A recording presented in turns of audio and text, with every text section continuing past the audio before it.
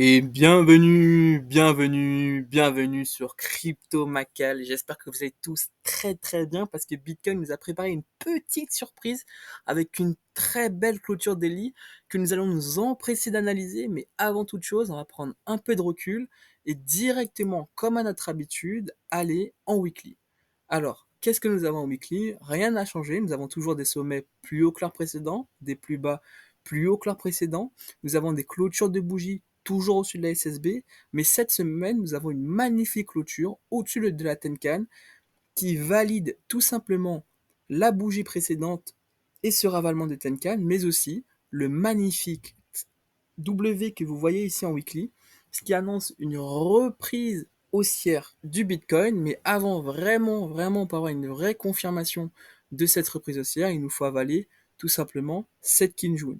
Le seul problème et le bémol que nous avons en weekly, c'est que notre très cher Chikou, en ce moment, se heurte au prix, et à chaque fois que la Chikou se heurte au prix, ou à la Tenkan, ou à la Kinjun, ou à n'importe quel autre obstacle, bah souvent c'est une zone d'incertitude. Donc il faut faire super attention. Si vous voyez la Chikou surter un obstacle, quel que soit l'obstacle, ça peut être aussi une résistance ou un support que vous allez tracer, la Chikou est très très sensible à tout ça. Et donc c'est une petite zone d'incertitude parce qu'on ne sait jamais si la Chikou va traverser le prix et nous donner le signal que l'on attend tous, ou tout simplement être rejeté, ce qui annoncerait tout simplement une baisse. Donc une prise de position maintenant est assez risquée parce qu'on ne sait pas ce que va faire le prix actuellement, en réalité, dans les prochaines semaines. Le seul signal que l'on attend tous pour vraiment marquer une puissance, une reprise de force de la part de Bitcoin, bah, ce serait la clôture au-dessus de cette Kinju, tout simplement. Maintenant, pour savoir si bah, le Bitcoin, dans les prochains jours, va ramasser cette Kinju, la prendre et la ravaler, ben, on va tout simplement aller en daily. Donc en daily, qu'est-ce que nous avons? Vu qu'on était sur Ishimoku, on va continuer notre analyse Ishimoku. Donc qu'est-ce qu'on a? On va regarder dans un premier temps la Shiku qui se trouve au-dessus du prix, ici, au-dessus de la Tenkan, au-dessus de la Kinjun, au-dessus du nuage qui est ici. Donc tout va très bien. On est dans une tendance plutôt haussière en daily sans le moindre doute, avec un nuage, je vous avais dit que je voulais qu'il marque une tendance qui commence un peu à s'épaissir. Actuellement, il commence à marquer une tendance. Il ne ressemble plus au nuage précédent ou au twist ici. Donc, ça va. Il commence à être plat, il marque une tendance. Ici, il n'est pas plat du tout, qui marque tout simplement un no man's land, un range, rien de bien intéressant. Mais là, il commence à nous marquer une tendance qui est ultra intéressant. Donc, d'un point de vue Ishimoku, en daily, on est haussier. Maintenant, on va voir un peu la figure et l'évolution de notre triangle, qui est complètement validé ici par la cassure à la hausse de cette bougie, ici que l'on a eu la semaine dernière, en fin de semaine ce dimanche, et donc qui active tout simplement notre target au niveau des 60 000 dollars et qui validerait aussi notre 3 que l'on a trouvé via une analyse Elliotis ici aux 60 000 dollars. Donc, tout ça est très très bullish, mais j'ai envie de vous mettre un petit bémol, un petit attention. Pourquoi? Parce que la bougie que nous avons actuellement ici, qui marque justement la confirmation de ce triangle, elle a eu lieu un dimanche. Il faut savoir que le dimanche, il n'y a plus d'institutions, il ne reste que les market makers et les particuliers. Du coup, ben, est-ce que ce seront pas les market makers qui sont allés chercher justement ici tous les stop loss de toutes les personnes qui ont ouvert des shorts ici dans cette phase ici et qui sont totalement coincés et leur stop loss est ici, du coup on fait pump un petit peu le prix, on va chercher cette poule de liquidité pour s'en mettre plein les poches, pour les liquider, etc. On peut très bien imaginer que on peut aller encore beaucoup plus haut puisqu'il y a dû avoir des shorts aussi durant toute cette montée ici.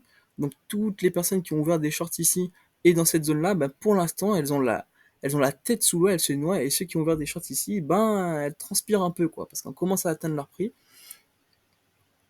Et du coup, voilà, donc c'est un peu particulier. La deuxième raison de ce pump, ce serait un regain des particuliers dû à une news. Je vous avoue que ce week-end, il n'y a pas eu de news, il n'y a pas vraiment d'engouement en ce moment de la part des particuliers au niveau des cryptos, hormis aujourd'hui, où on en apprend que le crypto fearing grid commence à être dans le vert, à être dans le grid. Donc c'est que les gens, ils ont tous surveillé le triangle, et je pense que tout le monde l'avait, comme je l'avais dit. Et donc du coup, tout le monde commence à regarder, à se dire, ah, il y a un bas, c'est parti, ça va repartir, etc. Donc moi, ce que je veux, enfin, les scénarios possibles, bullish, que je vois pour le Bitcoin dans les prochains jours, ce serait pourquoi pas tout simplement nous faire un beau pullback au niveau de ce triangle, et ce serait vraiment très très beau, un pullback ici, on irait retester cette résistance qui deviendra support et par la suite validerait un W ici et en même temps ce serait la plus belle des validations pour cette figure. On peut aussi imaginer que vu qu'il y a un peu trop d'engouement et des longs qui se sont ouverts, admettons, qu'on peut aller chercher tranquillement ici la Tenkan avant de repartir par la hausse et pourquoi pas un peu plus profond, aller chercher la Kinjun ici et repartir pourquoi pas à la hausse avec deux scénarios de possible fake réintégration de ce triangle avant de repartir chercher bien évidemment notre target au niveau des 60 000. Là, c'est vraiment des scénarios que l'on peut s'imaginer, mais bien évidemment, le Bitcoin, vu la lancée, vu le contexte, il peut très bien partir à la hausse directement et aller chercher les targets que l'on attend au niveau des 60 000 dollars. Sinon, bien sûr, lorsqu'on a un scénario bear, un bull, il faut toujours avoir un scénario bear. Et chez scénario bear, il reste toujours inchangé, c'est toujours le même. C'est tout simplement, pourquoi pas une reversal. Et dans les prochains jours, ce que nous fait Bitcoin, c'est qu'il va complètement casser cette partie très faible d'Ishimoku qui est ce nuage. Comme je vous l'ai dit, un nuage très plat, très faible avec beaucoup de twists. C'est qu'il est très facile à traverser pour le prix. Et par conséquent, on peut très bien aller le casser. Et pourquoi pas aller chercher tout simplement un pullback et aller chercher une target beaucoup plus basse qui se trouverait au niveau des 30 000 dollars. Voilà, ce sera tout pour le Bitcoin en daily, mais il y a autre chose que je voulais tout simplement vous montrer. C'est tout simplement une petite analyse 4 heures pour vous montrer donc quoi évolue Bitcoin actuellement. Alors pour moi, c'est simple. Bitcoin il évolue en 4 heures dans ce magnifique canal haussier qui a été break à la hausse ici ce dimanche. Et on s'attend maintenant à ce que soit il rebondit dessus et repart, ou soit il part directement, ou soit tout simplement il le réintègre et continue de fluctuer à l'intérieur. Voilà, et le premier signal bearish de ce canal haussier, ce serait bien évidemment la cassure par le bas.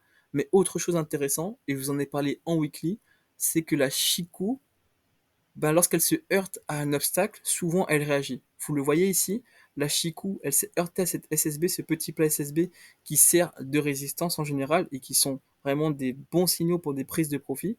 Donc ici, voilà, vous voyez, hop, elle tape ici, zone d'incertitude, hop, finalement le prix commence à chuter, donc elle chute aussi.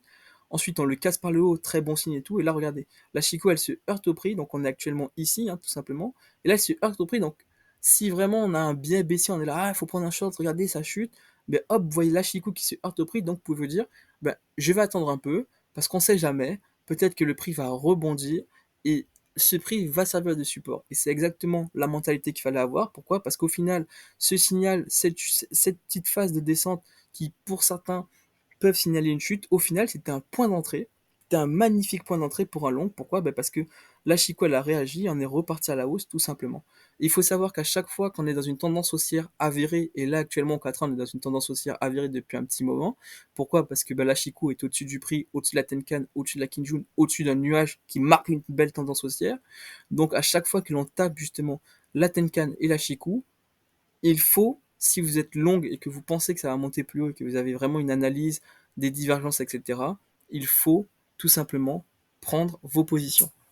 En tout cas, les Tenkan et les Kinjun en tendance haussière sont souvent des points d'entrée pour une prise de position. Voilà.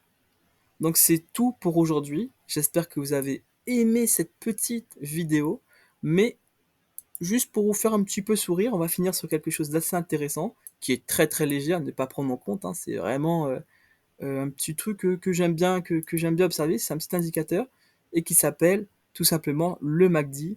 Voilà, et le MACD, pour l'instant, on attend bien évidemment la clôture de la bougie ici, mais pour l'instant, c'est en clôture actuellement dans ces environs.